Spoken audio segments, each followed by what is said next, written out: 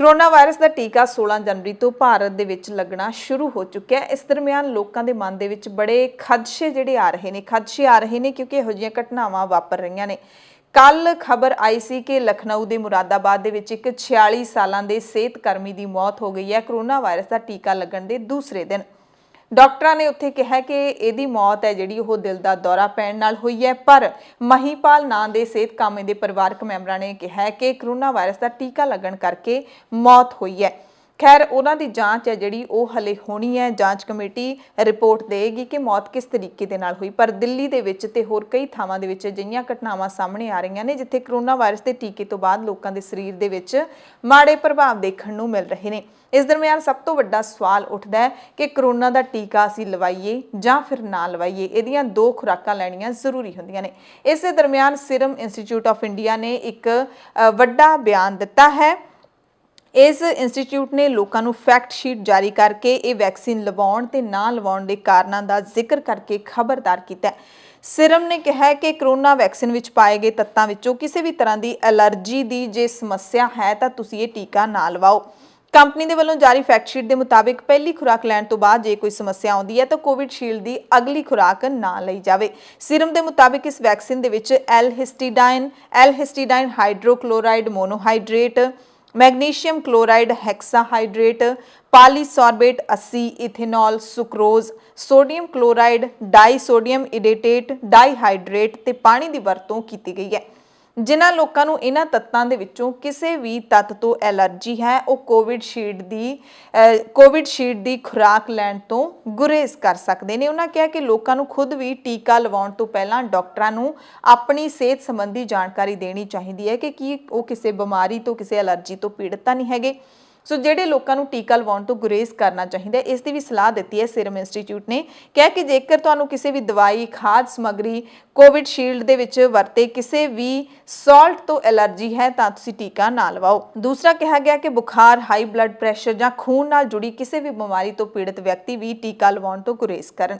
ਜਿਹੜੇ ਵੀ ਲੋਕ ਆਪਣੇ ਕਿਸੇ ਵੀ ਰੋਗ ਜਾਂ ਆਪਣੇ ਇਮਿਊਨ ਸਿਸਟਮ ਨੂੰ ਮਜ਼ਬੂਤ ਕਰਨ ਲਈ ਕੋਈ ਦਵਾਈ ਖਾ ਰਹੇ ਨੇ ਉਹਨਾਂ ਨੂੰ ਇਸ ਦੀ ਜਾਣਕਾਰੀ ਡਾਕਟਰ ਨੂੰ ਜ਼ਰੂਰ ਦੇਣੀ ਚਾਹੀਦੀ ਹੈ। ਜੇਕਰ ਕੋਈ ਔਰਤ ਗਰਭਵਤੀ ਹੈ ਜਾਂ ਭਵਿੱਖ ਦੇ ਵਿੱਚ ਗਰਭ ਧਾਰਨ ਕਰਨਾ ਚਾਹੁੰਦੀ ਹੈ ਜਾਂ ਬੱਚਿਆਂ ਨੂੰ ਆਪਣਾ ਦੁੱਧ ਚੁੰਘਾਉਂਦੀ ਹੈ ਤਾਂ ਉਹਨਾਂ ਨੂੰ ਵੀ ਟੀਕਾ ਲਵਾਉਣ ਤੋਂ ਪਹਿਲਾਂ ਡਾਕਟਰ ਦੇ ਨਾਲ ਗੱਲ ਜ਼ਰੂਰ ਕਰਨੀ ਚਾਹੀਦੀ ਹੈ। ਜਿਹੜੇ ਵਿਅਕਤੀ ਨੂੰ ਕੋਰੋਨਾ ਦਾ ਕੋਈ ਵੀ ਟੀਕਾ ਲੱਗ ਚੁੱਕਿਆ ਹੈ ਉਸ ਨੂੰ ਵੀ ਕੋਵਿਡਸ਼ੀਲਡ ਲਵਾਉਣ ਦੀ ਕੋਈ ਜ਼ਰੂਰਤ ਨਹੀਂ ਹੈ। ਸੋ ਇਸ ਦੇ ਲਈ ਡਾਕਟਰਾਂ ਦੇ ਨਾਲ ਕਿਸੇ ਮਾਹਿਰ ਦੇ ਨਾਲ ਗੱਲਬਾਤ ਕਰਨੀ ਜ਼ਰੂਰੀ ਹੋ ਜਾਂਦੀ ਹੈ। इस बारे ज़्यादा जानकारी लैण लई असीं डॉक्टर हरशिंदर कौर दे नाल गलबात कीती है। उन्हां तो सारे सवालों के तुहाडे मनां दे विच जिहड़े सवाल उठते हैं वो सारे सवालों के जवाब लैण दी असीं कोशिश कीती है ते तुसीं जरूर ध्यान दे नाल सुणिओ कि तुहानूं कोविड के टीके तो डरन की लोड़ है जां फिर नहीं है, लवाउणा चाहीदा नहीं लवाउणा चाहीदा, कि डॉक्टर साहब ने भी टीका लवाया जां फिर नहीं लवाया, सारी जानकारी आपां लैंदे आ। सो असीं सानूं सारी जानकारी जिहड़ी हुणे दित्ती है सीरम इंस्टीट्यूट ऑफ इंडिया दे वल्लों जो सलाह है जारी कीती गई है अधिकारिक तौर पर। उस तो बाद डॉक्टर हरशिंदर कौर साडे नाल जुड़ चुके ने। डॉक्टर साहब बहुत बहुत स्वागत है तुहाडा खालस टीवी की खास रिपोर्ट दे विच। सत श्री अकाल ते तुहाडे राहीं जिन्ने भी सुन रहे ने सबनां नूं निੱਘੀ फतेह ते इहो मेरी अरदास है कि सारे तंदुरुस्त रहन, सेहतमंद रहन, खुश रहन, चढ़दी कला च रहन। जी बहुत धन्नवाद डॉक्टर साहब, तुहाडे लई भी ਅਸੀਂ ਇਹੀ ਦੁਆ ਕਰਦੇ ਹਾਂ। ਤੇ ਸਭ ਤੋਂ ਪਹਿਲਾ ਸਵਾਲ ਡਾਕਟਰ ਸਾਹਿਬ, ਜਿਵੇਂ ਪਹਿਲੇ ਪੜਾਅ ਦੇ ਵਿੱਚ ਸਿਹਤ ਕਰਮੀਆਂ ਨੂੰ ਕੋਰੋਨਾ ਦੇ ਟੀਕੇ ਨੇ ਜਿਹੜੇ ਉਹ ਲਾਏ ਜਾ ਰਹੇ ਨੇ ਭਾਰਤ ਦੇ ਪ੍ਰਧਾਨ ਮੰਤਰੀ ਨਰਿੰਦਰ ਮੋਦੀ ਦੇ ਹੁਕਮਾਂ ਦੇ ਮੁਤਾਬਿਕ। ਸੋ ਤੁਹਾਨੂੰ ਕੋਰੋਨਾ ਵਾਇਰਸ ਦਾ ਟੀਕਾ ਲੱਗ ਚੁੱਕਿਆ, ਸਭ ਤੋਂ ਪਹਿਲਾਂ ਤੁਹਾਡੇ ਤੋਂ ਇਹੀ ਜਾਣਾਂਗੇ ਤੇ ਜੇ ਲੱਗ ਚੁੱਕਿਆ ਤਾਂ ਕਿਵੇਂ ਦਾ ਅਨੁਭਵ ਹੈਗਾ, ਕੀ ਮਹਿਸੂਸ ਤੁਸੀਂ ਕਰ ਰਹੇ ਹੋ? ਦੇਖੋ ਸ਼ਰਨ ਜੀ ਕਿ ਮੈਨੂੰ ਕੱਲ ਟੀਕਾ ਲੱਗਿਆ ਸੀ ਤੇ ਮੈਂ 18 ਤਰੀਕ यानी ਮੈਨੂੰ ਟੀਕਾ ਲੱਗ ਕੇ ਹਟਿਆ। ਹੋਰ ਵੀ बहुत ज्यादा सेहत कर्मियों ने नहीं लवाया, बहुत डॉक्टरों ने ना भी की है कि असीं नहीं लवाउणा। की रहा डॉक्टर साहब मना करन दा? जी क्योंकि उन्होंने जो पढ़े ने सारे साइड इफेक्ट्स देखदिया होया ते जो विश्व पद्धरी ते जो सरकारी पद्धर ते जो सानू जारी हुई हदायतां उन्होंने दे हिसाब नाल उन्होंने ना कर दित्ती है लवाण नूं। सो काफी जिहड़ियां नूं टीके दे साइड इफेक्ट्स भी वेखण नूं मिले ने। कुछ ने जिन्हां दे सिर्फ ही टीके वाली थां ते दर्द रही है ते माड़ियां मोटियां दर्दां होईयां ते ਠੀਕ ਨੇ, ਪਰ ਕਾਫੀ ਜਣਿਆਂ ਨੂੰ ਮੈਂ ਪਹਿਲਾਂ ਇਹ ਕਲੀਅਰ ਕਰ ਦਿਆਂ ਵੀ ਇਸ ਪ੍ਰੋਗਰਾਮ 'ਚ ਮੈਂ ਕਿਸੇ ਨੂੰ ਵੀ ਇਹ ਨਹੀਂ ਕਹਿ ਰਹੀ ਕਿ ਤੁਸੀਂ ਟੀਕਾ ਲਵਾਉਣਾ ਜਾਂ ਨਹੀਂ ਲਵਾਉਣਾ।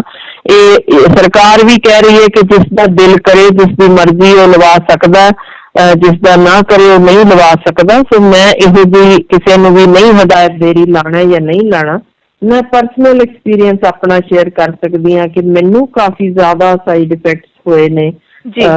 ਕਾਫੀ ਬੋਡੀ ਏਕਸ, ਯਾਨੀ ਕੱਲ ਤੋਂ ਅੱਜ ਅਗਲਾ ਦਿਨ ਚੜ ਗਿਆ ਤਾਂ ਯਾਨੀ 36 ਘੰਟਿਆਂ ਤੱਕ ਵੀ ਲਗਾਤਾਰ ਦਵਾਈਆਂ ਖਾ ਕੇ ਹੀ ਖੜੇ ਆ। ਬਹੁਤ ਸੀਵੀਅਰ ਪੇਨਸ ਨੇ, ਉਲਟੀ ਦਾ ਵੀ ਦਿਲ ਜਿਵੇਂ ਇੰਨੀ ਪਾਸਾ ਨਹੀਂ ਲਿਆ ਜਾਂਦਾ, ਮੋਸ਼ਨ ਤੇ ਬਹੁਤ। ਬਿਲਕੁਲ ਡਾਕਟਰ, ਧਿਆਨ ਰੱਖੋ ਤੁਸੀਂ ਆਪਣਾ। ਤੇ ਕੀ ਸਮਝੀਏ ਆਪਾਂ ਇਹ ਤੋਂ, ਇਹਨਾਂ ਸਾਈਡ ਇਫੈਕਟਸ ਤੋਂ, ਕਿਉਂਕਿ ਲੋਕਾਂ ਦੇ ਵਿੱਚ ਸਹਿਮ ਤਾਂ ਪਹਿਲਾਂ ਹੀ ਬਣਿਆ ਹੋਇਆ। ਹਾਂ, ਕਮਜ਼ੋਰੀ ਵੀ, ਸੋ ਕਾਫੀ ਕੁਛ ਮਹਿਸੂਸ ਹੋ ਰਿਹਾ। ਦਵਾਈਆਂ ਲੈ ਰਹੇ ਆ, ਹੁਣ ਕਿੰਨਾ ਅੱਗੋਂ ਕਦੋਂ ਇੰਪਰੂਵਮੈਂਟ ਪੂਰੀ ਹੁੰਦੀ ਹੈ ਉਹ ਦੇਖਦੇ ਆ। ਮੈਂ ਚਾਹੁੰਦੀ ਹਾਂ ਕਿ ਇੱਕ ਵਾਰ ਆਪਾਂ ਟੀਕਿਆਂ ਬਾਰੇ ਸਾਰਾ ਕੁਛ ਵੀ ਜਾਣਕਾਰੀ ਦੇ ਦਈਏ ਕਿ ਕਿਸ ਕਿਸਮ ਦੇ ਟੀਕੇ ਨੇ ਤੇ ਕਿਸ ਦੇ ਕਿਹੜੇ ਸਾਈਡ ਇਫੈਕਟਸ ਨੇ ਤੇ ਕਿਵੇਂ ਇਹ ਟੀਕੇ ਹੋਂਦ ਵਿੱਚ ਆਏ, ਕਿੰਨੇ ਕੁ ਅਸਰਦਾਰ ਨੇ, ਆਪਾਂ ਉਹ ਜ਼ਰੂਰ ਗੱਲ ਕਰੀਏ। ਬਿਲਕੁਲ ਡਾਕਟਰ, ਬਹੁਤ ਜ਼ਰੂਰੀ ਹੈ। ਡਾਕਟਰ ਸਾਹਿਬ, ਉਸ ਤੋਂ ਪਹਿਲਾਂ ਮੈਂ ਇੱਕ ਸਵਾਲ ਜ਼ਰੂਰ ਪੁੱਛਣਾ ਚਾਹਾਂਗੀ। ਜਿਵੇਂ ਤੁਸੀਂ ਦੱਸਿਆ ਕਿ ਥੋੜ੍ਹੀਆਂ ਪ੍ਰੋਬਲਮਸ ਤੁਹਾਡੀ ਸਿਹਤ ਨੂੰ ਆ ਰਹੀਆਂ ਨੇ, ਪੇਨਸ ਹੋ ਰਹੀਆਂ ਨੇ, ਸੋ ਇਹ ਨਾਰਮਲ ਹੁੰਦਾ ਟੀਕਾ ਲਵਾਉਣ ਤੋਂ ਬਾਅਦ ਕਿ ਕਿਸੇ ਨੂੰ ਹੁੰਦਾ? ਦੇਖੋ, ਜਿਹੜੇ ਇਹਨਾਂ ਨੇ ਸਾਈਡ ਇਫੈਕਟਸ ਜੋ ਕੰਪਨੀ ਵਾਲਿਆਂ ਨੇ ਲਿਖੇ ਨੇ, ਮੈਂ ਤੁਹਾਨੂੰ ਇਨ ਦਿਨ ਜੋ ਅੱਜ ਗਵਰਨਮੈਂਟ ਆਫ ਇੰਡੀਆ ਵੱਲੋਂ, ਜੋ ਕਿ ministry of health and family welfare ਵੱਲੋਂ ਜਾਰੀ ਹੋਏ ਨੇ, ਮੈਂ ਉਹਦੇ ਵਿੱਚ ਜ਼ਰੂਰ ਦੱਸ ਦਿਆਂ ਕਿ ਉਹਨਾਂ ਨੇ ਇਹ ਸਪਸ਼ਟ ਕੀਤਾ ਵੀ ਕਿਸੇ ਨੂੰ ਵੀ ਜਿਸ ਨੂੰ ਸ਼ੱਕਰ ਰੋਗ ਹੈ, ਬਹੁਤਾ ਬਲੱਡ ਪ੍ਰੈਸ਼ਰ ਜ਼ਿਆਦਾ ਹੈ, ਜਾਂ ਕੈਂਸਰ ਹੈ, ਜਾਂ ਫੇਫੜਿਆਂ ਦਾ ਕੋਈ ਰੋਗ ਹੈ, ਜਾਂ ਪਹਿਲਾਂ ਕਿਸੇ ਵੀ ਕਿਸਮ ਦੀ ਕਿਸੇ ਵੀ ਚੀਜ਼ ਤੋਂ ਕੋਈ ਅਲਰਜੀ ਹੈ, ਉਹਨਾਂ ਨੂੰ ਤਾਂ ਇਹ ਲਵਾਉਣਾ ਹੀ ਨਹੀਂ ਜੀ। ਉਹਨਾਂ ਨੇ ਇਹ ਗੱਲ ਕੀਤੀ ਹੋਈ ਹੈ ਕਿ ਉਹਨਾਂ ਨੂੰ ਇਹ ਪ੍ਰੋਬਲਮ ਆ ਸਕਦੀ ਹੈ ਤੇ ਜਿਨ੍ਹਾਂ ਨੂੰ ਯਾਨੀ ਕੋਈ ਕ੍ਰੋਨਿਕ ਡਿਜ਼ੀਜ਼ ਦੇ ਵਿੱਚ ਕੋਈ ਇਮਿਊਨ ਸਿਸਟਮ ਜਾਂ ਜਿਹਦੀ ਕਮਜ਼ੋਰੀ ਹੈ, ਜਾਂ ਜਿਨ੍ਹਾਂ ਨੂੰ HIV ਦੀ ਹੈ, ਜਾਂ ਜਿਨ੍ਹਾਂ ਨੂੰ ਕੋਈ ਪਹਿਲਾਂ ਦਿਮਾਗੀ ਜਾਂ ਕੋਈ ਨਸਾਂ ਦੀ ਕਮਜ਼ੋਰੀ, ਜਾਂ ਕਿਸੇ ਦੇ ਜਿਵੇਂ ਮੂੰਹ ਦਾ ਲਕਵਾ ਮਾਰਿਆ ਹੋਣਾ, ਜਾਂ ਕੋਈ ਵੀ ਅਜਿਹੀ ਚੀਜ਼ ਆ, ਉਹਨੂੰ ਬਿਲਕੁਲ ਨਹੀਂ ਲਵਾਉਣਾ ਚਾਹੀਦਾ। ਇਸੇ ਤਰ੍ਹਾਂ ਉਹਨਾਂ ਨੇ ਕਿਹਾ ਕਿ ਜਿਨ੍ਹਾਂ ਨੂੰ ਪਹਿਲਾਂ ਕੋਈ ਇਨਫੈਕਸ਼ਨ ਚੱਲ ਰਹੀ ਹੈ, ਉਹਨਾਂ ਨੂੰ ਵੀ ਇਹ ਟੀਕਾ ਨਹੀਂ ਲਵਾਉਣਾ ਚਾਹੀਦਾ। ਸਿਰਫ ਉਹ ਲਵਾਉਣ ਜਿਨ੍ਹਾਂ ਦੇ, ਯਾਨੀ ਉਹਨਾਂ ਨੇ ਹੈਲਥ ਕਰਮੀਆਂ ਨੂੰ ਜਾਂ ਆਰਮੀ ਵਾਲਿਆਂ ਨੂੰ ਜਾਂ ਪੁਲਿਸ ਵਾਲਿਆਂ ਲਈ ਉਹਨਾਂ ਨੇ ਕੰਪਲਸਰੀ ਕੀਤਾ। ਬਾਕੀਆਂ ਲਈ ਨੇ ਤੁਹਾਨੂੰ ਮੈਂ ਦੱਸਿਆ ਰਿਸਟ੍ਰਿਕਸ਼ਨ ਵੀ, ਜਿਨ੍ਹਾਂ ਨੇ ਲਾਣਾ ਚਾਹਣ ਉਹ ਲਾਣ, ਨਹੀਂ ਤਾਂ ਨਾ ਲਵਾਉਣ। ਤੇ ਬਾਕੀਆਂ ਦੇ ਆਹ ਤਾਂ ਖੈਰ ਸਟ੍ਰਿਕਟਲੀ ਲੱਗਣਾ ਹੀ ਨਹੀਂ ਜਿਨ੍ਹਾਂ ਨੂੰ ਇਹ ਚੀਜ਼ ਹੈ। ਨਾਲ ਫਿਰ ਇਹ ਕਿਹਾ ਗਿਆ ਕਿ ਉਹ ਟੀਕੇ ਦੀ ਥਾਂ ਤੇ ਸਿਰਫ ਉਹੀ ਮਾਸਕ ਤੇ ਉਹੀ ਹੱਥ ਦੀ ਸਫਾਈ ਰੱਖਣ ਜੀ, ਸੋਸ਼ਲ ਡਿਸਟੈਂਸਿੰਗ, ਉਹ ਹੀ ਕਾਫੀ ਹੈ। ਯਾਨੀ ਇਹ ਉਹਨਾਂ ਲਈ ਇੰਸਟਰਕਸ਼ਨਸ ਦਿੱਤੀਆਂ ਗਈਆਂ ਨੇ। ਇੱਥੇ ਵੀ ਜਿਨ੍ਹਾਂ ਨੂੰ ਟੀਕੇ ਲੱਗੇ ਨੇ ਉਹਨਾਂ ਵਿੱਚ ਕਾਫੀਆਂ ਨੂੰ, ਯਾਨੀ ਇੱਕ ਤਾਂ ਸਾਡੇ ਬੱਚਾ ਜੋ ਜੂਨੀਅਰ ਹੈਗਾ ਡਾਕਟਰ, ਉਹਨੂੰ ਇੰਜੈਕਸ਼ਨ ਵੀ ਲਾਉਣਾ ਪਿਆ ਦਰਦਾਂ ਕਾਰਨ। ਜਿਹਦੇ ਜਿਵੇਂ ਖਾਂਸੀ, ਜ਼ੁਕਾਮ, ਫਲੂ ਵਰਗੇ ਸਿੰਪਟਮ ਸ਼ੁਰੂ ਹੋਏ। ਮਤਲਬ ਕਾਫੀ ਜਣਿਆਂ ਨੂੰ ਬੋਡੀ ਏਕਸ ਕਾਫੀ ਸੀਵੀਅਰ ਹੋਈਆਂ। ਸੋ ਏਦਾਂ ਦੀ ਸਾਈਡ ਇਫੈਕਟਸ ਵੇਖਣ ਨੂੰ ਮਿਲ ਰਹੇ ਨੇ। ਮਨਾਹੀ ਹੈ ਕਿ ਜੇ ਕੋਈ ਪ੍ਰੈਗਨੈਂਟ ਹੈ, ਜਾਂ ਜਿਹੜੀ ਬੱਚੇ ਨੂੰ ਚੁੰਘਾ ਰਹੀ ਹੈ ਦੁੱਧ, ਜਾਂ ਫਿਰ ਜਿਹੜੇ ਕੋਈ ਵੀ ਜਿਸ ਨੂੰ ਬਲੀਡਿੰਗ ਡਿਸਆਰਡਰ ਹੈਗਾ, ਜਾਂ ਕੋਈ ਦਵਾਈਆਂ ਇਹੋ ਜਿਹੀਆਂ ਜਿਹੜੀਆਂ, ਜਾਂ ਜਿਹਨੂੰ ਬੁਖਾਰ ਏ, ਇਹ ਸਾਰੇ ਹੀ ਜਣਿਆਂ ਨੂੰ ਨਾ ਕੀਤੀ ਗਈ ਹੈ ਟੀਕਾ ਨਾ ਲਵਾਉਣ। ਸੋ ਬਹੁਤ ਛੋਟੇ ਬੱਚਿਆਂ ਲਈ ਵੀ ਇਹ ਨਹੀਂ। ਸੋ ਇਹ ਕਾਫੀ ਰਿਸਟ੍ਰਿਕਸ਼ਨਸ ਨੇ ਜਿਨ੍ਹਾਂ ਨੂੰ ਇਹ ਟੀਕੇ ਨਹੀਂ ਲੱਗਣੇ ਚਾਹੀਦੇ ਜੀ। ਜਿੱਥੋਂ ਤੱਕ ਗੱਲ ਹੈ ਕਿ ਆਪਾਂ ਗੱਲ ਕਰੀਏ ਜੋ ਅਮਰੀਕਾ ਤੇ ਜਰਮਨੀ ਦੇ ਵਿਚਲੇ ਟੀਕੇ ਸਨ, ਜਿਨ੍ਹਾਂ ਵਿੱਚ ਫਾਈਜ਼ਰ ਤੇ ਮੋਡਰਨਾ ਜੋ ਕਿ ਮੇਨ ਅੱਜ ਕੱਲ ਜਿਨ੍ਹਾਂ ਦਾ ਨਾਮ ਹੈ, ਉਹ USA ਵਿੱਚ ਤੇ ਯੂਰਪ ਵਿੱਚ ਉਹੀ ਲਗਾਏ ਜਾ ਰਹੇ ਨੇ ਜੀ।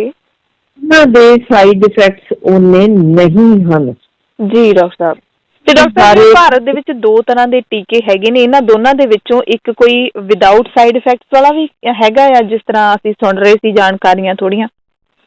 ਨਹੀਂ, ਮੈਂ ਤੁਹਾਨੂੰ ਸਾਰੇ ਦੱਸਦੀ ਹਾਂ। ਇਹ ਮੈਂ ਤੁਹਾਨੂੰ 5 ਟੀਕਿਆਂ ਬਾਰੇ ਜ਼ਿਕਰ ਦੱਸਾਂਗੀ, ਕਿਉਂਕਿ ਇਹ ਪੰਜੇ ਦੀ ਉਮੀਦ ਹੈ ਭਾਰਤ ਵਿੱਚ ਆ ਜਾਣ ਦੀ। ਸੋ ਇਹ ਜਿਹੜੇ ਅਮਰੀਕਾ ਤੇ ਯੂਰਪ ਦੀਆਂ ਭਾਵੇਂ WhatsApp ਫੇਸਬੁੱਕਾਂ ਤੇ ਸ਼ੇਅਰ ਹੋ ਰਹੀਆਂ ਨੇ ਕਿ ਕਾਫੀ ਮੌਤਾਂ ਇਹਨਾਂ ਨਾਲ ਹੋਈਆਂ, ਇਹੋ ਜਿਹੀ ਇਹ ਫਜ਼ੂਲ ਗੱਲ, ਇਹੋ ਜਿਹੀਆਂ ਮੌਤਾਂ ਦੀ ਖਬਰ ਝੂਠ ਫੈਲਾਈ ਜਾ ਰਹੀ ਹੈ।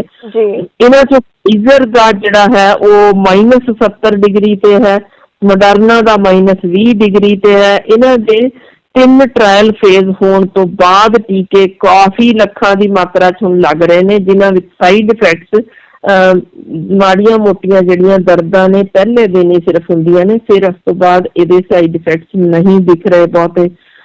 ਹੁਣ ਮੈਂ ਤੁਹਾਨੂੰ ਟਰਾਇਲ ਦੱਸਾਂ ਕੀ ਹੁੰਦੇ ਨੇ, ਜਿਸ ਤੋਂ ਸਾਨੂੰ ਸਮਝ ਕਿ ਸਾਡੇ ਇੰਡੀਆ ਦੇ ਵਿੱਚ ਕੀ ਰਹਿ ਗਈ ਹੈ। ਫੇਜ਼ ਟਰਾਇਲ ਕੀ ਹੁੰਦਾ ਜੇ, ਜਿਸ 'ਚ ਅਸੀਂ ਕਿੰਨੀ ਮਾਤਰਾ 'ਚ ਯਾਨੀ ਡੋਜ਼ ਕਿੰਨੀ ਲੱਗਣੀ ਹੈ ਉਸ ਹਿਸਾਬ ਦਾ ਟੈਸਟ ਕੀਤਾ ਜਾਂਦਾ। ਜੀ ਡਾਕਟਰ। ਫੇਜ਼ 2 ਵਿੱਚ ਅਸੀਂ ਉਹਦਾ ਅਸਰ ਵੇਖਣ ਲਈ ਕਿੰਨਾ ਕੁ ਅਸਰਦਾਰ ਹੈ, ਜਿਵੇਂ ਐਗਜ਼ਾਮਪਲ ਕਿ 600 ਮਰੀਜ਼ਾਂ ਉੱਤੇ ਉਹ ਕਰਕੇ ਦੇਖ ਲਿਆ ਕਿੰਨਾ ਅਸਰ ਹੈ ਉਹਨਾਂ ਨੂੰ ਟੀਕਾ ਲਾ ਕੇ। ਫੇਜ਼ 3 ਵਿੱਚ ਕੀ ਹੁੰਦਾ ਜੇ ਕਿ ਉਹਦੇ ਅਸੀਂ ਕਿੰਨੇ ਕੁ ਸਾਈਡ ਇਫੈਕਟਸ ਦਿਸ ਰਹੇ ਨੇ, ਅਸਰ ਕਿੰਨਾ ਕੁ ਹੈ, ਉਹਦੀ ਸੇਫਟੀ ਹੈ। ਇਹਦੇ ਵਿੱਚ ਗਿਣਤੀ ਹੁੰਦੀ ਜੇ 35,000 ਦੇ ਕਰੀਬ ਲੋਕਾਂ ਨੂੰ ਲਾਇਆ ਜਾਂਦਾ ਦੇਖਣ ਲਈ ਕਿ ਤਾਂ ਕਿ ਪੂਰੀ ਤਰ੍ਹਾਂ ਅਸਰ ਵੇਖੇ ਜਾ ਸਕਣ। ਜੀ ਡਾਕਟਰ। ਤੇ ਫਿਰ 4 ਹੁੰਦਾ ਜਿਹਦੇ ਵਿੱਚ ਟੀਕਾਕਰਨ ਸ਼ੁਰੂ ਹੋ ਗਿਆ, ਜਿਵੇਂ ਆ ਹੁਣ ਚੱਲ ਰਹੇ ਨੇ, ਉਸ ਤੋਂ ਬਾਅਦ ਸਰਵੇਲੈਂਸ ਕੀਤੀ ਜਾਂਦੀ ਹੈ। ਮਿਸਾਲ ਵਜੋਂ ਹੁਣ ਮੈਨੂੰ ਪੁੱਛਿਆ ਜਾਏਗਾ ਤਾਂ ਮੈਂ ਦੱਸਾਂਗੀ ਆ ਮੈਨੂੰ ਸਾਈਡ ਇਫੈਕਟਸ ਹੋ ਰਹੇ ਨੇ, ਉਹਦੇ ਵਿੱਚ ਸਰਵੇਲੈਂਸ ਤੋਂ ਬਾਅਦ ਫਿਰ ਅਸਲ ਗੱਲ ਇਹ ਜਾਰੀ ਹੁੰਦੀ ਹੈ ਕਿ ਹਾਂ ਜੀ ਹੁਣ ਵੱਡੀ ਪੱਧਰ ਤੇ ਟੀਕਾ ਲਾਇਆ ਜਾ ਸਕਦਾ, ਇੰਨੀਆਂ ਮੌਤਾਂ ਹੋਈਆਂ, ਇੰਨਿਆਂ ਨੂੰ ਸਾਈਡ ਇਫੈਕਟਸ ਹੋਏ, ਇੰਨਿਆਂ ਦੀ ਲੱਤਾਂ ਖੜੀਆਂ, ਕਿਉਂਕਿ ਇਹ ਕੇਸ ਨੇ ਜਿੱਥੇ ਲੱਤਾਂ ਖੜੀਆਂ ਸੀ ਬੰਦਿਆਂ ਦੀਆਂ। ਜੀ ਡਾਕਟਰ।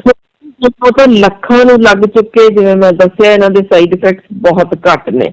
ਠੀਕ ਹੈ। ਹੁਣ ਗੱਲ ਕਰੀਏ ਸਾਡੇ, ਯਾਨੀ ਕਿ ਨਾਰਮਲ ਗੱਲ ਹੈ, ਮਤਲਬ ਸਾਈਡ ਇਫੈਕਟ ਹੋਣਾ ਕਿਸੇ ਵੀ ਨਵੀਂ ਖੋਜ ਦਾ, ਨਵੀਂ ਦਵਾਈ ਦਾ ਇੱਕ ਨਾਰਮਲ ਚੀਜ਼ ਹੈ। ਹਾਂਜੀ, ਦਰਅਸਲ ਇਹਦੇ ਸਾਈਡ ਇਫੈਕਟਸ ਨੂੰ ਅਸੀਂ ਗਿਣਦੇ ਹਾਂ ਵੀ ਮਾੜੀ ਮੋਟੀ ਪੀੜ ਹੋਣੀ ਪੱਠਿਆਂ 'ਚ ਤੇ 6 ਘੰਟਿਆਂ ਬਾਅਦ ਬੰਦਾ ਠੀਕ ਹੋ ਜਾਣਾ, ਇਹ ਨਾਰਮਲ। ਜਿਵੇਂ ਅਸੀਂ ਆਮ DPT ਦਾ ਟੀਕਾ ਵੀ ਬੱਚੇ ਨੂੰ ਲਾਉਂਦੇ ਹਾਂ ਤੇ ਉਹਨੂੰ ਵੀ ਦਰਦ ਰਹਿੰਦੀ ਹੈ 6 ਘੰਟੇ ਤੇ ਫਿਰ ਠੀਕ ਹੋ ਜਾਂਦੇ ਨੇ। ਸੋ ਇਹ ਇਸ ਤਰ੍ਹਾਂ ਦੀ ਇੱਕ ਚੀਜ਼ ਗੱਲ ਹੋ ਗਈ। ਹੁਣ ਗੱਲ ਕਰੀਏ ਆਕਸਫੋਰਡ ਦੀ, ਜਿਹਨੇ ਐਸਟਰਾਜ਼ੇਨੇਕਾ ਜਾਂ ਸੀਰਮ ਇੰਸਟੀਚਿਊਟ, ਜੋ ਕਿ ਕੋਵੀਸ਼ੀਲਡ ਦੇ ਨਾਂ ਨਾਲ ਆ ਰਿਹਾ ਜੇ, ਜਿਹੜਾ ਕਿ ਪਹਿਲੇ ਦਿਨ ਤੇ ਫਿਰ 28ਵੇਂ ਦਿਨ ਦੁਬਾਰਾ ਲੱਗਣਾ ਜੇ। ਇਹਦੇ ਵਿੱਚ ਹੁਣ ਫੇਜ਼ 1, 2 ਤੇ 3 ਟਰਾਇਲਸ ਹੋ ਚੁੱਕੀਆਂ ਨੇ, ਜਿਹੜੀਆਂ ਇੰਗਲੈਂਡ ਤੇ ਬ੍ਰਾਜ਼ੀਲ ਵਿੱਚ ਹੋਈਆਂ ਸਨ। ਜੀ। ਤੇ ਇਹ ਵੈਕਸੀਨ ਜਿਹੜਾ ਹੁਣ ਜਿਵੇਂ ਮੈਨੂੰ ਵੀ ਜੋ ਲੱਗਿਆ ਜਾਂ ਇੱਥੇ ਪੰਜਾਬ ਵਿੱਚ ਜੋ ਲਾਇਆ ਜਾ ਰਿਹਾ ਹੈ, ਇਹੀ ਕੋਵੈਕਸਿਨ ਕੋਵੀ ਹੀ ਲਾਇਆ ਜਾ ਰਿਹਾ ਹੈ, ਜਿਸ ਦੇ ਨਾਲ ਇਹ ਕਿਹਾ ਜਾ ਰਿਹਾ ਹੈ ਕਿ ਕਾਫੀ ਲੋਕਾਂ ਨੂੰ ਦਰਦਾਂ ਰਹਿ ਰਹੀਆਂ ਨੇ 2-2 ਦਿਨ। ਜੀ।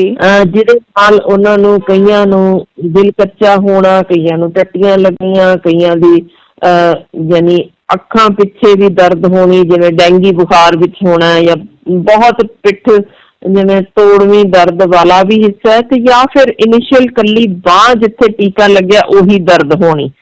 ਮਾਈਲਡ ਕਿ ਇਹ ਸੀਵੀਅਰ ਸਾਈਡ ਇਫੈਕਟਸ ਵੇਖਣ ਨੂੰ ਮਿਲ ਰਹੇ ਨੇ। ਇਹਨਾਂ ਵਿੱਚ ਹੁਣ ਜਿਹੜੀ ਦੂਸਰੀ ਕੋਵੈਕਸਿਨ, ਜੋ ਕਿ ਦਿੱਲੀ, ਜਿੱਥੇ ਕਿ ਬਹੁਤ ਵੱਡੀ ਗਿਣਤੀ ਡਾਕਟਰਾਂ ਨੇ ਨਾ ਕਰ ਦਿੱਤੀ ਹੈ ਲਵਾਉਣ ਨੂੰ, ਉਹਦੇ ਵਿੱਚ ਚੀਜ਼ ਮੈਂ ਫਰਕ ਦੱਸਦੀ ਹਾਂ। ਜਿਵੇਂ ਹੁਣ ਤੱਕ ਦੇ ਆ ਜਿਹੜੇ ਮੈਂ ਤੈਨੂੰ ਟੀਕੇ ਦੱਸੇ ਤਿੰਨੋਂ, ਇਹਦੇ ਵਿੱਚ ਵਾਇਰਸ ਦਾ ਸਿਰਫ ਇੱਕ ਹਿੱਸਾ ਲੈ ਕੇ ਉਸ ਤੋਂ ਟੀਕਾ ਬਣਾਇਆ ਗਿਆ, ਜਦਕਿ ਕੋਵੈਕਸਿਨ ਵਿੱਚ ਪੂਰੀ ਦੀ ਪੂਰੀ ਵਾਇਰਸ ਨੂੰ ਹੀ ਲੈ ਕੇ ਉਹਨੂੰ ਅਧਮੋਇਆ ਕਰਕੇ, ਯਾਨੀ ਉਹਨੂੰ ਉਹ ਚੀਜ਼ ਯਾਨੀ ਡੈਡ ਬਣਾ ਕੇ ਉਹਨੂੰ ਉਹ ਵਾਇਰਸ ਦਾ ਉਹਦਾ ਟੀਕਾ ਬਣਾਇਆ ਗਿਆ।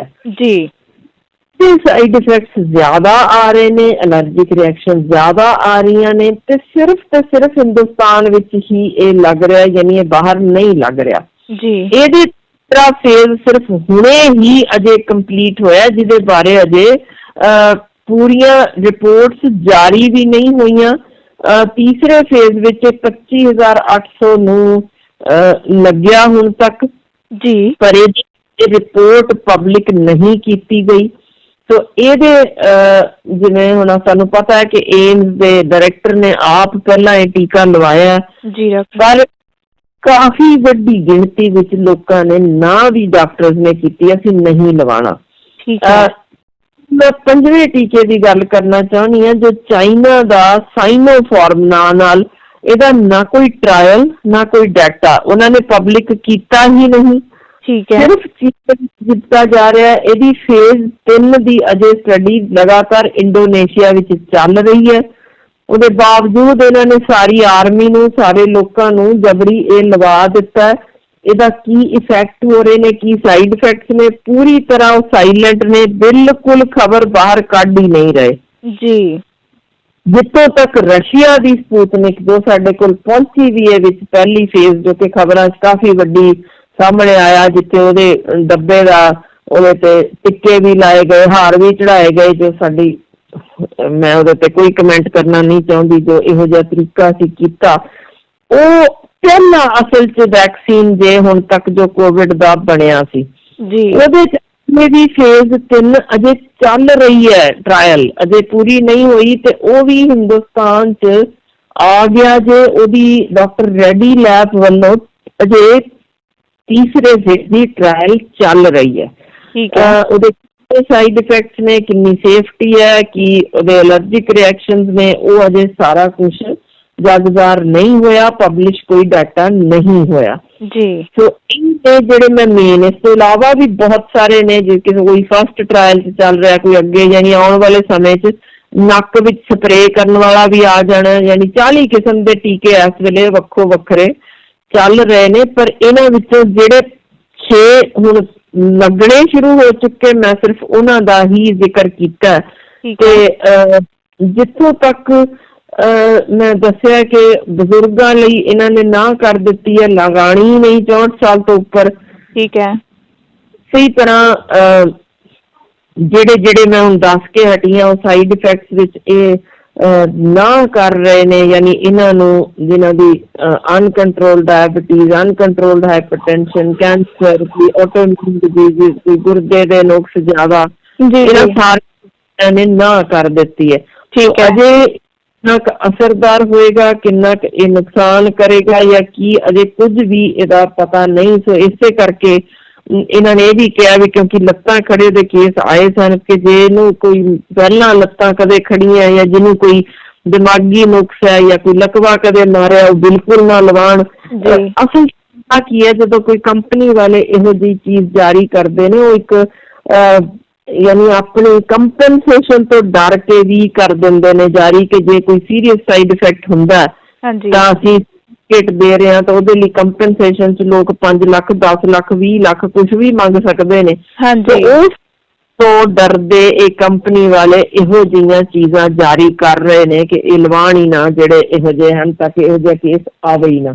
ਜੀ ਡਾਕਟਰ ਸਾਹਿਬ, ਸੋ ਡਾਕਟਰ ਸਾਹਿਬ ਇੱਕ ਬੜਾ ਅਹਿਮ ਸਵਾਲ ਵੀ ਮਨ ਦੇ ਵਿੱਚ ਆ ਰਿਹਾ ਹੈ ਕਿ ਜਿਸ ਤਰੀਕੇ ਦੇ ਨਾਲ ਨਵਾਂ ਟੀਕਾ ਆਇਆ ਹੈ, ਨਵੀਂ ਇਹ ਬਿਮਾਰੀ ਹੈ ਕਰੋਨਾ ਵਾਇਰਸ ਦੀ, ਤੇ ਇਸ ਦਰਮਿਆਨ ਜਿਸ ਤਰੀਕੇ ਦੀਆਂ ਸਮੱਸਿਆਵਾਂ ਭਾਵੇਂ ਬਹੁਤ ਹੀ ਥੋੜੇ ਪੱਧਰ ਤੇ ਆ ਰਹੀਆਂ ਨੇ, ਤੁਹਾਡਾ ਤਾਂ ਆਪਣਾ ਐਕਸਪੀਰੀਅੰਸ ਹੈਗਾ, ਤੁਸੀਂ ਕੀ ਮੰਨਦੇ ਹੋ ਕਿ ਇਸ ਲਿਹਾਜ਼ ਦੇ ਨਾਲ ਇਨਸਾਨ ਦੀ ਇੱਕ ਮਰਜ਼ੀ ਨਹੀਂ ਹੋਣੀ ਚਾਹੀਦੀ ਕਿ ਉਹਨੇ ਟੀਕਾ ਲਵਾਉਣਾ ਹੈ ਜਾਂ ਨਹੀਂ ਲਵਾਉਣਾ? ਜਿਸ ਤਰੀਕੇ ਨਾਲ ਕਈ ਸੂਬਿਆਂ ਦੇ ਵਿੱਚ ਲਾਜ਼ਮੀ ਕਰ ਦਿੱਤਾ ਗਿਆ, ਸਿਹਤ ਕਰਮੀਆਂ ਦੇ ਲਈ ਲਾਜ਼ਮੀ ਕਰ ਦਿੱਤਾ ਗਿਆ, ਉਸ ਤੋਂ ਬਾਅਦ ਅਗਲੇ ਪੜਾਵਾਂ ਦੇ ਵਿੱਚ ਹੋਰ ਲੋਕਾਂ ਦੇ ਵੀ ਲਾਜ਼ਮੀ ਹੋਊਗਾ। ਤੁਸੀਂ ਕੀ ਮੰਨਦੇ ਹੋ ਜੇ ਡਾਕਟਰੀ ਕਾਨੂੰਨਾਂ ਦੀ ਵੀ ਆਪਾਂ ਗੱਲ ਕਰੀਏ ਕਿ ਇਹ ਹਰ ਵਿਅਕਤੀ ਦੀ ਨਿੱਜਤਾ ਦਾ ਸਵਾਲ ਨਹੀਂ ਹੈਗਾ, ਉਹਦੀ ਮਰਜ਼ੀ ਨਹੀਂ ਹੋਣੀ ਚਾਹੀਦੀ ਇਹਦੇ ਵਿੱਚ? ਦੇਖੋ, ਜਦੋਂ ਗੱਲ ਆਉਂਦੀ ਜੇ ਨਾ ਕੋਈ ਪੋਲੀਓ ਵਰਗੀ ਬਿਮਾਰੀ ਦੀ, ਜਿੱਥੇ ਯਾਨੀ ਕਿਸੇ ਦੀ ਸਰੀਰਕ ਹਮੇਸ਼ਾ ਲਈ ਕੋਈ ਨੁਕਸਾਨਿਆ ਜਾਣਾ ਹਿੱਸਾ, ਉਦੋਂ ਹੀ ਮੰਨਦੇ ਆ ਕਿ ਅਸੀਂ ਚਾਹੁੰਦੇ ਹਾਂ ਕਿ ਦੁਨੀਆ ਦਾ ਹਰ ਬੰਦਾ ਵੈਕਸੀਨੇਟਡ ਹੋਏ, ਕਿ ਉਸ ਬਿਮਾਰੀ ਨੂੰ ਅਸੀਂ ਜੜੋਂ ਖਤਮ ਕਰ ਦਈਏ, ਦੁਨੀਆ 'ਚ ਦਿਸੇ ਹੀ ਨਾ। ਜਿੱਥੋਂ ਤੱਕ ਇਹ ਵਾਇਰਲ ਬਿਮਾਰੀਆਂ ਨੇ, ਜੋ ਕਿ ਪਹਿਲਾਂ ਸਾਨੂੰ ਪਤਾ ਹੈ ਬਹੁਤ ਸਾਰੀਆਂ ਬਿਮਾਰੀਆਂ ਆਈਆਂ ਇਹੋ ਜਿਹੀਆਂ ਵਾਇਰਲ, ਜਿਨ੍ਹਾਂ ਨੇ ਲੱਖਾਂ ਦੀ ਗਿਣਤੀ ਵਿੱਚ ਲੋਕ ਮਾਰੇ, ਤਬਾਹੀ ਲਿਆਈ, ਤੇ ਮੁੜ ਕੇ ਉਹ ਆਪਣੇ ਆਪ ਦੀ ਸ਼ਕਲ ਤਬਦੀਲ ਇੰਨੀ ਤੇਜ਼ੀ ਨਾਲ ਕਰਦੇ ਉਹ ਖਤਮ ਹੀ ਹੋ ਗਈਆਂ, ਦੁਬਾਰਾ ਦਿਖੇ ਹੀ ਨਹੀਂ, ਆਈ ਹੀ ਨਹੀਂ।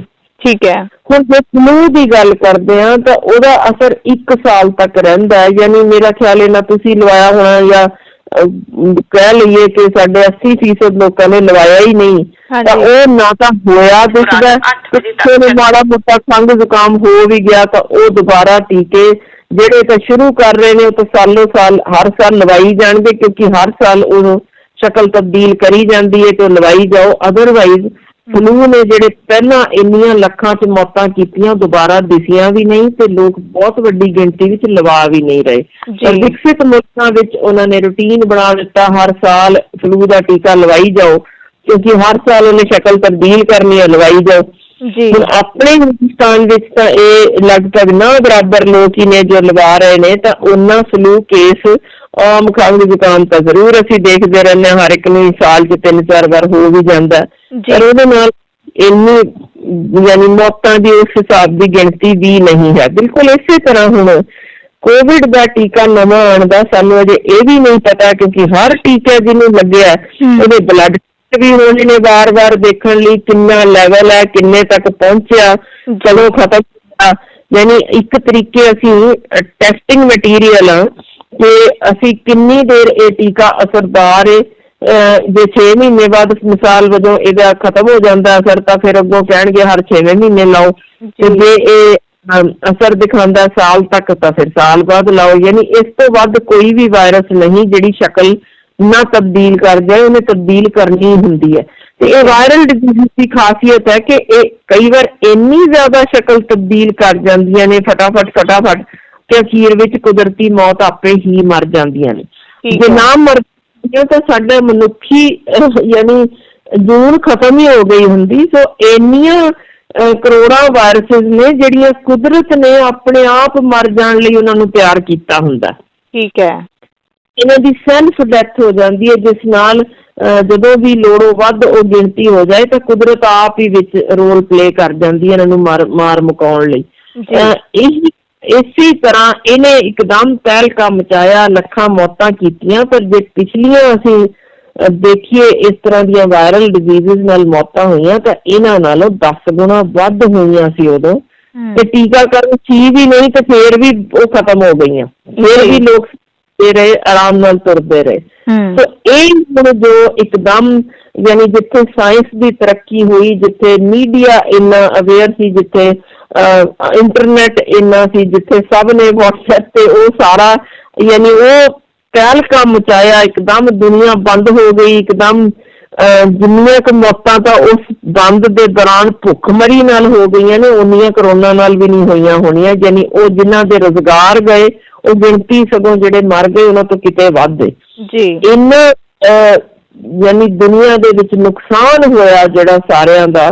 ਉਹਦੇ ਨਾਲ ਹੁਣ ਚੀਜ਼ਾਂ ਜੋ ਸਾਹਮਣੇ ਆ ਰਹੀਆਂ ਨੇ ਕਿ ਵੈਂਟੀਲੇਟਰ ਤੇ ਪਾਉਣਾ ਹੀ ਨਹੀਂ ਚਾਹੀਦਾ, ਫਿਰ ਆਇਆ ਫੇਫੜਿਆਂ 'ਚ ਜੰਮ ਰਿਹਾ। ਹੁਣ ਪਤਾ ਲੱਗ ਚੁੱਕਾ ਕਿ ਫੇਫੜਿਆਂ ਨੂੰ ਤਾਂ ਕੁਛ ਹੁੰਦਾ ਹੀ ਨਹੀਂ, ਉਹਦੇ ਵਿਚਲੀਆਂ ਨਸਾਂ ਨੇ ਜਿਨ੍ਹਾਂ 'ਚ ਖੂਨ ਜੰਮਦਾ, ਇਸ ਕਰਕੇ ਵੈਂਟੀਲੇਟਰ ਦਾ ਰੋਲ ਹੀ ਨਹੀਂ। ਯਾਨੀ ਬਹੁਤ ਚੀਜ਼ਾਂ ਨਵੀਆਂ ਇਸ ਵਾਇਰਸ ਬਾਰੇ ਆਈ ਜਾ ਰਹੀਆਂ ਨੇ। ਪਰ ਅਸਲ ਦੇਖੋ ਕਿ ਸਿਰਫ 1.5% ਨੂੰ ਇਹ ਬਿਮਾਰੀ ਕਰਦੀ ਹੈ, ਬਾਕੀ ਤੇ ਆਮ ਖੰਘ ਜ਼ੁਕਾਮ ਤੇ ਕਈਆਂ ਨੂੰ ਕੁਛ ਵੀ ਨਹੀਂ ਹੁੰਦਾ, ਬੁਖਾਰ ਵੀ ਨਹੀਂ, ਖੰਘ ਜ਼ੁਕਾਮ ਵੀ ਨਹੀਂ, ਤੇ ਵਾਇਰਸ ਉਹ ਪੋਜ਼ਿਟਿਵ ਟੈਸਟ ਵਿੱਚ ਆਈ ਜਾਂਦਾ ਜਦਕਿ ਉਹਨਾਂ ਨੂੰ ਹੈ ਹੀ ਕੁਛ ਨਹੀਂ, ਯਾਨੀ ਸਿੰਪਟਮਲੈਸ ਨੇ। ਸੋ ਉਹਨਾਂ ਕਿਉਂ ਬੇਵਜ੍ਹਾ ਉਹਨਾਂ ਨੂੰ ਮੇਰਾ ਖਿਆਲ ਟੀਕਿਆਂ ਦੀ ਲੋੜ ਵੀ ਨਹੀਂ। ਬਾਕੀ ਉਹਨਾਂ ਦੀ ਸਲਾਹ ਹੈ, ਮੈਂ ਫਿਰ ਦੁਬਾਰਾ ਦੁਹਰਾ ਦਿਆਂ, ਮੈਂ ਕਿਸੇ ਨੂੰ ਨਹੀਂ ਰੋਕ ਰਹੀ ਕਿ ਤੁਸੀਂ ਟੀਕੇ ਨਹੀਂ ਲਾਣੇ ਜੀ, ਸਾਡੀ ਆਪਣੀ ਇੱਛਾ ਹੈ, ਤੁਹਾਡਾ ਆਪਣਾ ਸਰੀਰ ਹੈ, ਤੁਹਾਡੇ ਆਪਣੇ ਫੈਸਲੇ ਨੇ, ਤੁਸੀਂ ਆਪ ਫੈਸਲਾ ਕਰੋ। ਜੇ ਲਵਾਉਣਾ ਜੀ ਸਦਕੇ ਜ਼ਰੂਰ ਲਵਾਓ, ਅਵੇਲੇਬਲ ਹੈ, ਨਹੀਂ ਤਾਂ ਵੀ ਤੁਹਾਡੀ ਇੱਛਾ ਹੈ। ਯਾਨੀ ਇਹਦੇ ਤੇ ਜ਼ੋਰ ਜ਼ਬਰਦਸਤੀ ਉਦੋਂ ਹੀ ਹੋਏਗੀ ਜਦੋਂ ਇਹ ਅਨਾਊਂਸਮੈਂਟ ਹੋਏਗੀ ਕਿ ਕਿਸੇ ਨੇ ਵੀ ਜਹਾਜ਼ ਤੇ ਟਰੈਵਲ ਕਰਨਾ ਤੇ ਹਰ ਹਾਲ 'ਚ ਲੱਗੇਗਾ, ਜੇ ਕਿਸੇ ਨੇ ਆਟੋ 'ਚ ਜਾਣਾ ਤੇ ਹਰ ਹਾਲ ਵਿੱਚ ਲੱਗੇਗਾ, ਜੇ ਕਿਸੇ ਨੇ ਇੰਟਰਸਟੇਟ ਜਾਣਾ ਤਾਂ ਹਰ ਹਾਲ ਵਿੱਚ ਲੱਗਿਆ ਹੋਣਾ ਚਾਹੀਦਾ। ਦਾ ਉਹ ਮਤਲਬ ਹੁੰਦਾ ਵੀ ਇਨਡਾਇਰੈਕਟ ਵੇ ਨਾਲ ਫੋਰਸ ਕਰ ਦਿੱਤਾ ਗਿਆ ਕਿ ਕੋਈ ਵੀ ਇਸ ਤੋਂ ਇਲਾਵਾ, ਜਾਂ ਹੁਣ ਕੁਝ ਸਟੇਟਾਂ ਵਿੱਚ ਤਨਖਾਹਾਂ ਹੀ ਤਾਂ ਦਿੱਤੀਆਂ ਜਾਣਗੀਆਂ ਜੇ ਲਾਇਆ ਜਾਏਗਾ। ਦਾ ਮਤਲਬ ਹੈ ਕਿ ਉਹਨਾਂ ਨੂੰ ਜਬਰੀ ਇਹ ਲਵਾਇਆ ਜਾ ਰਿਹਾ ਹੈ। ਪਰ ਆਖਰ ਕਿੰਨੇ ਸਾਲ, ਕਿੰਨੀ ਵਾਰ, ਇਹ ਤਾਂ ਹੁਣ ਆਉਣ ਵਾਲਾ ਸਮਾਂ ਹੀ ਦੱਸੇਗਾ। ਪਰ ਇੱਕ ਖਬਰ ਜਿਹੜੀ ਫਿਕਰਮੰਦ ਕਰਨ ਜਿਹੜੀ ਸਾਨੂੰ ਕਰੇਗੀ ਉਹ ਇਹ ਤੇ ਸਰਕਾਰੀ ਜੋ ਅਨਾਉਂਸਮੈਂਟ ਕੀਤੀ ਗਈ ਕਿ ਇਹ ਫ੍ਰੀ ਟੀਕਿਆਂ ਤੇ 65,000 ਕਰੋੜ ਦਾ ਖਰਚਾ ਸਰਕਾਰ ਦਾ ਹੋਇਆ ਜੇ ਸੈਂਟਰਲ ਗਵਰਨਮੈਂਟ ਦਾ, ਤੇ ਉਹ ਸਾਰਾ ਟੈਕਸਾਂ ਰਾਹੀਂ ਵਸੂਲ ਕੀਤਾ ਜਾਏਗਾ, ਉਹ ਰਤਿਕ ਹੈਰਾਨ ਕਰ ਦੇਣ ਵਾਲੀ ਹੈ ਤੇ ਗੱਲ ਵੀ ਖਤਰਨਾਕ ਹੈ ਕਿ ਜੇ ਇਹ 1000 ਰੁਪਏ ਦਾ ਟੀਕਾ ਪੱਲੇ ਸਾਰੇ ਜਿਹੜੇ ਲਵਾ ਲੈਣ, ਜਿਨ੍ਹਾਂ ਨੇ ਲਵਾਉਣਾ ਜ਼ਿਆਦਾ ਬਿਹਤਰ ਹੈ, ਬਜਾਏ ਕਿ ਇਹ ਟੈਕਸਾਂ ਰਾਹੀਂ 10-10 ਹਜ਼ਾਰ ਅਸੀਂ ਭਰੀ ਜਾਵਾਂਗੇ ਹਰ ਚੀਜ਼ ਵਿੱਚ, ਉਹ ਸਗੋਂ ਜ਼ਿਆਦਾ ਯਾਨੀ ਸਾਡੇ ਲਈ ਜ਼ੋਰ ਪੈਣ ਵਾਲੀ ਗੱਲ ਹੈ। ਇਹਦੇ ਤੋਂ ਜਰਾ ਸਾਨੂੰ ਸਾਰਿਆਂ ਨੂੰ ਸ਼ਾਇਦ ਅੰਦਾਜ਼ਾ ਨਹੀਂ ਹੈ, ਨਹੀਂ ਤੇ ਇਹਦੇ ਤੇ ਆਵਾਜ਼ ਚੁੱਕੀ ਜਾਂਦੀ ਕਿ ਇਹ ਫ੍ਰੀ ਆਮ ਨੂੰ ਇੰਨੀ ਵੱਡਾ ਸਾਡੇ ਤੇ ਜੇ ਟੈਕਸ ਲਾਇਆ ਜਾਣਾ ਤਾਂ ਉਹਦੇ ਨਾਲੋਂ ਫ੍ਰੀ ਸਾਨੂੰ ਲੋੜ ਹੀ ਨਹੀਂ। ਇਹ 1000 ਰੁਪਇਆ ਕੋਈ ਵੀ ਖਰਚ ਲਊਗਾ ਜਿਹਨੇ ਆਪਣੇ ਬਚਾਅ ਲਈ ਲਵਾਉਣਾ ਹੈ, ਜਾਂ ਸਿਰਫ ਗਰੀਬਾਂ ਲਈ ਫ੍ਰੀ ਕਰ ਦਿੱਤਾ ਜਾ ਕੇ ਬਾਕੀ ਲਵਾ ਲੈਣ ਜਿਹਨਾਂ ਨੇ ਲਵਾਉਣਾ। ਪਰ ਅਸਲ ਗੱਲ ਵੇਖੋ ਕਿ ਗਰੀਬਾਂ ਦੇ ਵਿੱਚ ਇਹ ਬਿਮਾਰੀ ਦੇਖਣ ਨੂੰ ਮਿਲੀ ਹੀ ਨਹੀਂ। ਇੰਨੀ ਗਿਣਤੀ ਵਿੱਚ ਸਾਡੇ ਕਿਸਾਨ, ਅੰਦਾਜ਼ਾ ਲਾਓ ਕਿ ਸਾਡੀਆਂ ਬੀਬੀਆਂ, ਭੈਣਾਂ, ਬੱਚੇ ਇੱਕ ਵੀ ਨਾ ਹੋਵੇ ਤਾਂ ਤੁਸੀਂ ਸਮਝ ਸਕਦੇ। ਮੇਰੇ ਲਈ ਇਸ ਤੋਂ ਵੱਧ ਕੁਝ ਕਹਿਣ ਦੀ ਲੋੜ ਹੀ ਨਹੀਂ ਕਿ ਜੇ ਉੱਥੇ ਹੋ ਹੀ ਨਹੀਂ ਰਿਹਾ, ਪਿੰਡਾਂ ਦੇ ਪਿੰਡ ਜਿਸ ਵਿੱਚ ਇੱਕ ਕੇਸ ਨਹੀਂ ਸਾਹਮਣੇ ਆ ਰਿਹਾ, ਫਿਰ ਆਖਰ ਕਿਸ ਨੂੰ ਮਤਲਬ ਇਹ ਫੋਰਸ ਕਰ ਸਕਦੇ ਹਾਂ। ਸੋ ਜਿਨ੍ਹਾਂ ਨੇ ਲਵਾਉਣਾ ਹੋਏ ਜ਼ਰੂਰ ਲਵਾਉਣ, ਤੇ ਜਿਹੜੇ ਨਹੀਂ ਲਵਾਉਣਾ ਚਾਹੁੰਦੇ ਉਹਨਾਂ ਨੂੰ ਜ਼ੋਰ ਜ਼ਬਰਦਸਤੀ ਕਰਨ ਦੀ ਲੋੜ ਨਹੀਂ। ਜੇ ਇਹ ਆਪੇ ਹੀ ਵਾਇਰਸ ਖਤਮ ਹੋ ਜਾਣ ਵਾਲੀ ਹੈ ਜਾਂ ਖੰਘ ਜ਼ੁਕਾਮ ਕਰਨ ਵਾਲੀ ਹੈ ਤਾਂ ਫਿਰ ਆਪਣੇ ਆਪ ਹੀ ਚੇਂਜ ਹੁੰਦੀ ਇਹ ਵੀ ਖਤਮ ਹੋ ਜਾਏਗੀ, ਜਿਵੇਂ ਪੁਰਾਣੇ ਸਾਰੇ ਵਾਇਰਸਿਸ ਖਤਮ ਹੋਈਆਂ ਸਨ। ਜੀ ਡਾਕਟਰ ਸਾਹਿਬ, ਬਿਲਕੁਲ ਬਹੁਤ ਹੀ ਚੰਗੇ ਤਰੀਕੇ ਦੇ ਨਾਲ ਤੁਸੀਂ ਇਹ ਜਾਣਕਾਰੀ ਦਿੱਤੀ ਹੈ ਤੇ ਇਹ ਜ਼ਰੂਰੀ ਵੀ ਹੈ ਕਿਉਂਕਿ ਲੋਕਾਂ ਦੇ ਵਿੱਚ ਥੋੜਾ ਸਹਿਮ ਹੈ ਜਿਹੜਾ ਉਹ ਬਣ ਰਿਹਾ ਸੀ। ਤੇ ਇੱਕ ਅੱਧੀ ਮੌਤ ਹੈ ਜਿਹੜੀ ਉਹ ਵੀ ਲਖਨਊ ਦੇ ਮੁਰਾਦਾਬਾਦ ਦੇ ਵਿੱਚ 42 ਸਾਲਾ ਸਿਹਤ ਕਰਮੀ ਦੀ ਮੌਤ ਹੋਈ ਹੈ ਤੇ ਇਸ ਦੇ ਨਾਲ ਹੀ ਕਈ ਲੋਕਾਂ ਦੇ ਵਿੱਚ ਥੋੜ੍ਹੀਆਂ ਸਮੱਸਿਆਵਾਂ ਦੇਖਣ ਨੂੰ ਮਿਲ ਰਹੀਆਂ ਨੇ। ਸੋ ਲੋਕ ਨੇ ਜਿਹੜੇ ਥੋੜੇ ਘਬਰਾ ਵੀ ਰਹੇ ਨੇ, ਥੋੜੇ ਕਨਫਿਊਜ਼ ਹੋ ਰਹੇ ਨੇ। ਸੋ ਇਹ ਜਾਣਕਾਰੀ ਹੈ ਜਿਹੜੀ ਤੁਸੀਂ ਤੱਥਾਂ ਤੇ ਆਧਾਰਿਤ ਦਿੱਤੀ ਹੈ, ਇਹਦੇ ਲਈ ਤੁਹਾਡਾ ਬਹੁਤ ਬਹੁਤ ਧੰਨਵਾਦ ਡਾਕਟਰ ਸਾਹਿਬ। ਤੇ ਤੁਸੀਂ ਆਪਣਾ ਧਿਆਨ ਜ਼ਰੂਰ ਰੱਖੋ, ਜਿਵੇਂ ਤੁਹਾਡੇ ਸਰੀਰ ਦੇ ਵਿੱਚ ਵੈਕਸੀਨੇਸ਼ਨ ਤੋਂ ਬਾਅਦ ਥੋੜ੍ਹੀਆਂ ਪ੍ਰੋਬਲਮਸ ਆ ਰਹੀਆਂ ਨੇ, ਪੇਨਸ ਹੋ ਰਹੀਆਂ ਨੇ, ਤੇ ਤੁਸੀਂ ਜ਼ਰੂਰ ਆਪਣਾ ਧਿਆਨ ਰੱਖੋ। ਤੁਸੀਂ ਡਾਕਟਰ ਹੋ, ਤੁਹਾਨੂੰ ਜ਼ਿਆਦਾ ਪਤਾ ਹੈ, ਅਸੀਂ ਸਲਾਹ ਤਾਂ ਕੋਈ ਦੇ ਨਹੀਂ ਸਕਦੇ ਕਿ ਤੁਸੀਂ ਕੀ ਕਰਨਾ ਆ। ਸੋ ਪਰ ਤੁਸੀਂ ਧਿਆਨ ਜ਼ਰੂਰ ਰੱਖੋ, ਸਾਡੀਆਂ ਸਭ ਦੀਆਂ ਦੁਆਵਾਂ ਤੁਹਾਡੇ ਨਾਲ ਨੇ। ਬਹੁਤ ਸ਼ੁਕਰੀਆ। ਕਿਉਂਕਿ ਗੱਲ ਇਹ ਹੁੰਦੀ ਹੈ ਜੀ, ਜਦੋਂ ਵੀ ਕਿਸੇ ਵੀ ਕਿਸਮ ਦੀ ਈਵਨ ਕੈਂਸਰ ਤੱਕ ਦਾ ਵੀ ਜਦੋਂ ਰੋਗ ਕਿਸੇ ਨੂੰ ਹੋਵੇ ਤਾਂ ਬਾਣੀ ਇੰਨਾ ਸੋਹਣਾ ਮਾਰਗਦਰਸ਼ਕ ਉਦੋਂ ਬਣ ਕੇ ਸਾਹਮਣੇ ਆਉਂਦੀ ਹੈ ਜਿੱਥੇ ਮਾਨਸਿਕ ਤਾਕਤ ਔਖੇ ਤੋਂ ਔਖੀ ਘੜੀ ਨੂੰ ਤੁਹਾਨੂੰ ਉਹਦੇ ਵਿੱਚ ਖੜੀ ਕਰ ਦਿੰਦੀ ਹੈ। ਤੇ ਜਦੋਂ ਅਸੀਂ ਕਿਸੇ ਦੇ ਮੋਢੇ ਤੇ ਹੱਥ ਰੱਖ ਕੇ ਕਹਿ ਦਿੰਦੇ ਹਾਂ ਪਰਵਾਹ ਨਾ ਕਰ, ਠੀਕ ਹੋ ਜਾਣਾ, ਯਕੀਨ ਮੰਨਿਓ, ਬਤੌਰ ਹੁਣ ਜਿਵੇਂ ਮੈਂ ਡਾਕਟਰ ਦੱਸ ਰਹੀ ਹਾਂ, ਵਾਰਡ ਵਿੱਚ ਰਾਊਂਡ ਕਰੀਦਾ ਆਪਣੇ ਚ, ਜਿੱਥੇ ਮੈਂ ਇੰਚਾਰਜ ਹਾਂ, ਉੱਥੇ ਉਹਨਾਂ ਨੂੰ ਜਦੋਂ ਬੱਚੇ ਕਿਸੇ ਨੂੰ ਵੀ ਮੋਢੇ ਤੇ ਹੱਥ ਰੱਖੀਦਾ, ਬੱਚਾ ਤੂੰ ਠੀਕ ਹੋ ਗਿਆ, ਤੇ ਸੱਚੀ ਮੁੱਚੀ ਦੇਖੀਦਾ ਅਗਲੇ ਦਿਨ ਉਹਦੇ ਚ ਤਬਦੀਲੀ ਆਉਂਦੀ ਤੇ ਉਹ ਠੀਕ ਹੁੰਦਾ ਤੇ ਮੁਸਕਰਾ ਕੇ ਬੱਚਾ ਮਿਲਦਾ। ਬਿਲਕੁਲ ਇੰਝ ਹੀ ਕਿਸੇ ਨੂੰ ਵੀ ਜਦੋਂ ਹਿੰਮਤ ਦਿੱਤੀ ਜਾਵੇ, ਹੌਸਲਾ ਦਿੱਤਾ ਜਾਵੇ, ਪਰਵਾਹ ਨਾ ਕਰੋ, ਚੜ੍ਹਦੀ ਕਲਾ ਚ ਰਹੋ, ਤਾਂ ਲੱਤ ਕੱਟੀ ਵਾਲਾ ਮਰੀਜ਼ ਵੀ ਆਪਣੇ ਆਪ ਨੂੰ ਠੀਕ ਮਹਿਸੂਸ ਕਰਨ ਲੱਗ ਜਾਂਦਾ। ਸੋ ਬਹੁਤ ਵੱਡੀ ਗੱਲ ਹੁੰਦੀ ਹੈ ਕਿਸੇ ਨੂੰ ਕਹਿਣਾ ਠੀਕ ਹੋ ਜਾਓਗੇ, ਪਰਵਾਹ ਨਾ ਕਰੋ। ਸੋ ਤੁਸੀਂ ਜੋ ਮੈਨੂੰ ਗੱਲ ਕੀਤੀ 100% ਕਿ ਆਪਣਾ ਖਿਆਲ ਰੱਖੋ, ਮੇਰੇ ਲਈ ਤਾਂ ਦਵਾਈ ਸਭ ਤੋਂ ਤਗੜੀ ਪਹੁੰਚ ਗਈ। ਬਹੁਤ ਧੰਨਵਾਦ। ਇਹੋ ਦੁਆ ਸਾਰਿਆਂ ਲਈ ਵੀ ਮੈਂ ਜ਼ਰੂਰ ਕਰਦੀ ਹਾਂ ਕਿ ਸਭ ਸਿਹਤਮੰਦ, ਤੰਦਰੁਸਤ ਰਹੋ, ਚੜ੍ਹਦੀ ਕਲਾ ਚ ਰਹੋ, ਖੁਸ਼ ਰਹੋ। ਜੀ ਡਾਕਟਰ ਸਾਹਿਬ, ਬਹੁਤ ਬਹੁਤ ਧੰਨਵਾਦ। ਤੇ ਤੁਸੀਂ ਵੀ ਚੜ੍ਹਦੀ ਕਲਾ ਦੇ ਵਿੱਚ ਰਹੋ ਤੇ ਜਲਦੀ ਪਹਿਲਾਂ ਵਾਂਗੂ ਤੁਸੀਂ ਆਪਣਾ ਭੱਜਦੇ ਦੌੜਦੇ ਹੋਏ ਸਾਨੂੰ ਦੇਖੋ। ਬਹੁਤ ਬਹੁਤ ਧੰਨਵਾਦ ਡਾਕਟਰ ਸਾਹਿਬ। ਮਿਹਰਬਾਨੀ।